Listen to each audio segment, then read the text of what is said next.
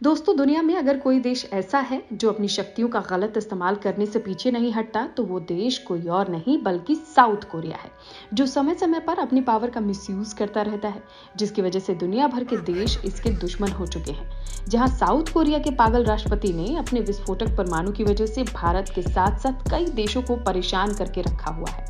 साथ ही कुछ चंद हथियारों की वजह से उसने लोगों के बीच तबाही भी मचा रखी है, जिसकी वजह से हमेशा ही दुनिया भर के न्यूज चैनल्स और वाद विवादों का हिस्सा बना हुआ है।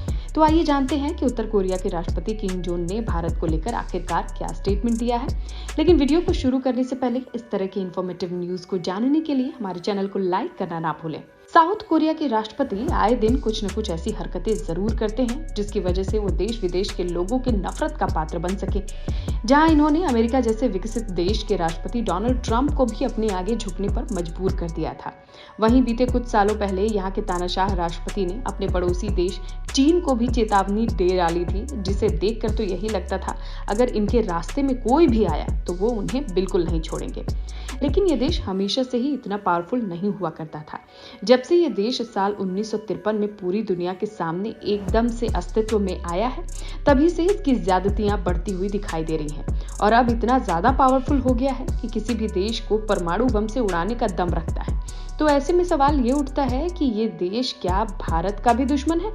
तो वहीं इसके बदले में जवाब मिलता है कि तानाशाही और शक्ति का गलत उपयोग करने वाला उत्तर कोरिया, जिसने अपने पड़ोसी देश चीन को भी नहीं छोड़ा है, उसका रवैया फिलहाल हमारे देश भारत के लिए बिल्कुल भी उदासीन नहीं है, जिसके पीछे की वजह है भारत और उत्तर कोरिया के बीच व्यापारिक और राजनीतिक संबंध का होना।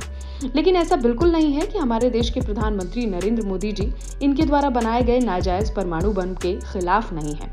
भारत हमेशा से ही उत्तर कोरिया के गलत हरकत यानी परमाणु बम के खिलाफ आवाज उठाता रहा है, लेकिन भारत के साथ इनके व्यापारिक रिश्ते होने की वजह से ही उत्तर कोरिया हमेशा ही अपने मुंह पर उंगली रखकर बैठा रहता है। मीडिया सूत्रों के मुताबिक साल 2010 में भारत और कोरिया के बीच करीब $60 मिलियन तक का व्यापार हो चुका है, जहां भारत नॉर्थ कोरिया को रिफाइंड ऑयल बेचता है। वहीं दूसरी तरफ नॉर्थ कोरिया भी भारत को सिल्वर जैसे मेटल को इंपोर्ट करने देता है। पर साल 2002 में जब नॉर्थ कोरिया में अकाल पड़ा था, तब भारत सरकार द्वारा कोरिया में 2000 टन गेहूं, चावल, अन्य खाद्य पदार्थों को भूखी जनता के लिए भिजवाया गया था।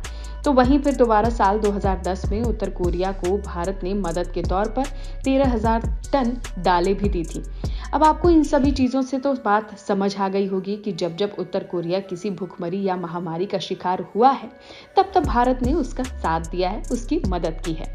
अब कुछ समय पहले ही जब चीनी सरकार ने भारतीय जनता और भारत सरकार को जबरदस्ती डराने की कोशिश की है, तो इसके बदले में उत्तर कोरिया ने अपना फर्ज निभाते हुए चीन को चेतावनी दे डाली है कि अगर उसने भारत के खिलाफ कुछ भी साजिश या तबाही मचाने की कोशिश की, तो कुछ ही चंद सेकंड में चीन का नाम दुनिया के नक्शे से हटा देंगे।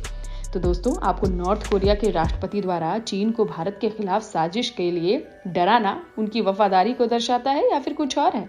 आपका जो भी ओपिनियन हो, आप कमेंट करके जरूर बताएं। साथ ही इस तरह के और भी देश दुनिया से जुड़ी खबरों को जानने के लिए हमारे चैनल को सब्सक्राइब करना ना भूलें।